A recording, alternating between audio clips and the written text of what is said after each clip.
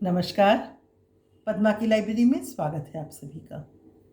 आज की जो कहानी है उसका नाम है संकट मोचन। राजीव राय बहुत खुश थे क्योंकि उनकी बेटी इंद्रजा की शादी उनके बचपन के मित्र जगमोहन दास जी की बेटी शुभम के साथ तय हो गई थी और सगाई भी उन्होंने खूब धूमधाम से की थी। हालांकि समाज में जो राजीव राय जी की हैसियत थी उससे बहुत ज़्यादा थी जगमोहन दास जी। जगमोहन दास जी का व्यापार बहुत सारे राज्यों में फैला हुआ था। चूंकि लड़की वाले थे इसलिए सगाई के दूसरे दिन से ही राजीव राय ने तैयारियां शुरू कर दी क्योंकि 1 महीने की बाद की तारीख तय हुई थी शादी की। राजीव राय ने फूलों का ऑर्डर दे दिया, उसके लिए उन्होंने बिल भी पे कर दिया। जिस स्थान पर दोनों की शादी होने वाली थी उस जगह को भी बुक कर लिया गया और बिल पे कर दिया गया। इसी तरह से मिठाइयों का भी ऑर्डर दे दिया गया। उन्होंने सोचा कि दामाद आकर ऊपर के कमरे में ठहरेगा, इसलिए पूरे घर का इंटीरियर भी चेंज करवा दिया। घर की जो महिलाएं थी उन्होंने कपड़ों की खरीदारी की जिम्मेदारी ले ली और एक एक करके वो लोग सबके लिए कपड़े ले रहे थे। सब काम सही समय पर होता जा रहा था। इतने में ही कोरोना का प्रकोप शुरू हो गया और राजीव राय के मन में चिंता के बादल आ गए। उनके दिमाग में अब कोरोना का भय सताने लगा और जैसा वो सोच रहे थे बिल्कुल वही हाल हुआ। कुछ दिनों के बाद में मोदी जी का ऑर्डर आया लॉकडाउन का। जैसे ही राजीव राय लॉकडाउन के बारे में सुनते हैं वो घबरा जाते हैं क्योंकि उन्होंने शादी के पर्पज से बहुत सारा पैसा अपना लगा डाला था सभी कामों के सिलसिले में। अब क्या होगा? मोदी जी के अनुसार तो सिर्फ कुछ लोगों को ही बुलाना था। वो तुरंत अपने फ्रेंड को कॉल करते हैं, जगमोहन दास जी को, और कहते हैं क्या करें अब हम लोग, शादी की तारीख तो नज़दीक आ रही है, कैसे होगी? तो जगमोहन दास जी बिल्कुल शांतिपूर्ण ढंग से कहते हैं इसमें इतना क्या सोचना, शादी हो जाएगी, तुम चिंता क्यों कर रहे हो? क्या तुम्हें मेरे ऊपर विश्वास नहीं कि क्या मैं बाद में पलट जाऊंगा? नहीं, वो बात नहीं है, फिर भी मैंने सोचा था कि नियत समय पर शादी हो जाती तो अच्छा होता। तो जगमोहन दास जी कहते हैं वो कैसे होगी भला, तुम ही बताओ। मेरा एक ही बेटा है, मैं चाहता हूँ उसकी शादी खूब धूमधाम से हो और मोदी जी के अनुसार तो सिर्फ 15-20 लोगों को ही बुलाना है, तो कैसे मैं अभी करने दूँ अपने बेटे को शादी? ये सुनकर राजीव राय बिल्कुल चुप हो जाते हैं, लेकिन उनके मन मस्तिष्क पर चिंताएं गहरी हो जाती है कि अब क्या होगा। उनकी बिजनेस की हालत जो थी पहले ही खस्ता हाल थी और लॉकडाउन में तो वो बिल्कुल बर्बाद होने के कगार पर थी। वो सोचने लगी अब मैं कैसे लगाऊंगा इतने सारे लाखों रुपए, कहाँ से लाऊंगा? क्या मैं बैंक से कर्ज लूं इंद्रजा की शादी के लिए? और यही सोचते सोचते उनको हार्ट अटैक आ गया। परिवार वालों ने तुरंत उन्हें हॉस्पिटल में एडमिट करवाया।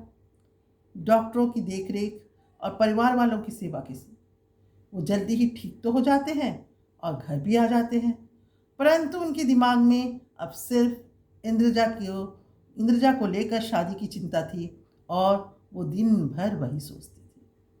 धीरे धीरे हालात ठीक होने लगे, लेकिन जो राजीव राय की जो चिंता थी वो वैसे ही थी। अब जब बिल्कुल हालात नॉर्मल हो गए तो लगातार उनको चिंता में देखते हुए पत्नी ने पूछा अब हम लोग क्या करेंगे, कैसे करेंगे इंद्रजा की शादी, अब आप ही बताइए। तो समाधान तो कुछ भी नहीं था। तो इस मामले में पहली बार इंद्रजा अपना मुंह खोलती है और कहती है, पापा, क्या मेरी शादी उतनी ज़रूरी है? क्या आपको मेरी शादी के लिए बैंक से लोन लेना क्या ज़रूरी है? आपने तो सगाई के वक्त बहुत सारे लाखों रुपए खर्च कर दिए। आप एक बार जाकर अपने फ्रेंड से बात तो कीजिए। वो क्या कहते हैं एक बार सुन तो लीजिए। कहीं वो मान जाए कि हम लोग सिंपल वे में शादी करेंगे तो उन्हें कोई बुरा नहीं लगेगा। और अगर वो नहीं मानेंगे तो आप बिल्कुल रिश्ता तोड़ दीजिए। कुछ नहीं सोचना इस मामले में। और क्योंकि मैंने भी एमबीए किया है तो मैं नौकरी कर सकती हूँ, और जब बिल्कुल हमारे हालात ठीक हो जाएंगे तब मैं शादी करूँगी।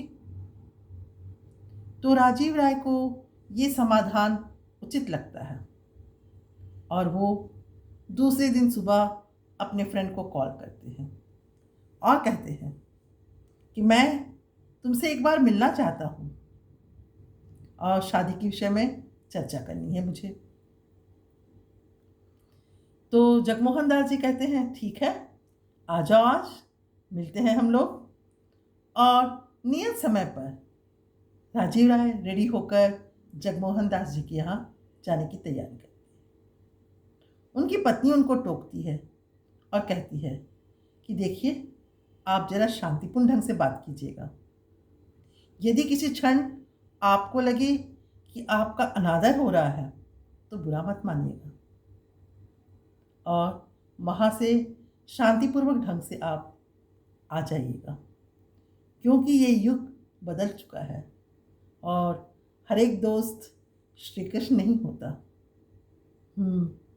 ये कहते हैं राजीव राय, और कार में बैठकर जगमोहन दास जी से मिलने के लिए चल पड़ते हैं। उनका स्वागत हमेशा की तरह होता है, औपचारिक बातें होती है और उसके बाद सीधे सही बात पर आ जाते हैं राजीव राय और अपनी परिस्थिति का पूरा ब्यौरा देते हैं और कहते हैं कि सगाई जैसे मैंने की थी बच्चों की धूमधाम के साथ, अब शादी में वैसा नहीं कर पाऊंगा। मेरा बिजनेस डाउन हो चुका है और परिवार वाले कह रहे हैं कि बैंक से लोन ना लो।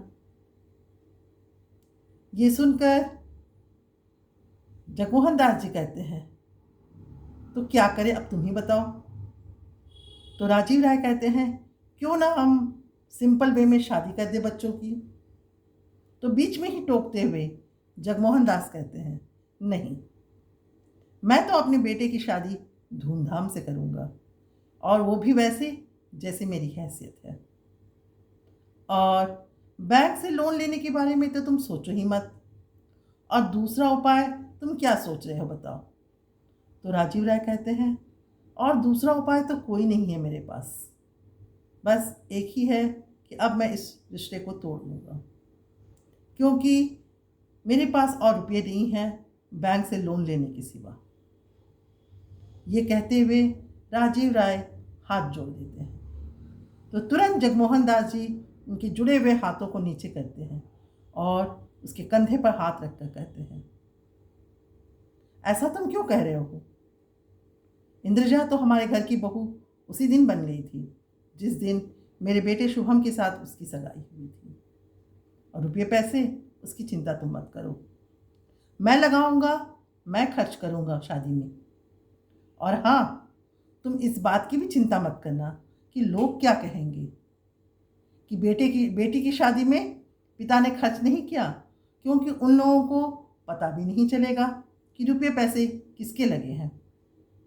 तुम नियत समय पर अपनी पूरी फैमिली के साथ मंडप में आ जाना, बाकी तैयारी मैं देख लूँगा, कोई चिंता की बात नहीं है। थोड़ी देर राजीव राय आनाकानी करते हैं, परंतु जगमोहन दास जी मुस्कुराते हुए उन्हें सब कुछ समझाते हैं। और जब वहाँ से जब चलते हैं राजीव राय, और उठने के बाद वो एक तरह से हाथ जोड़कर थैंक यू कहते हैं अपने संकट मोचन को, कि यदि तुम ना होते तो आज क्या होता। मन ही मन ये सोचते हुए वो कार में बैठते हैं और उनके आँखों से आंसुओं की धार बहने लगती है। कुछ दिनों के बाद शुभम और इंद्रजा की शादी हो जाती है और दोनों आज खुश हैं। उम्मीद है आप लोगों को ये कहानी पसंद आई होगी। फिर मिलते हैं मेरी अगली कहानी में। तब तक के लिए बाय बाय, नमस्कार।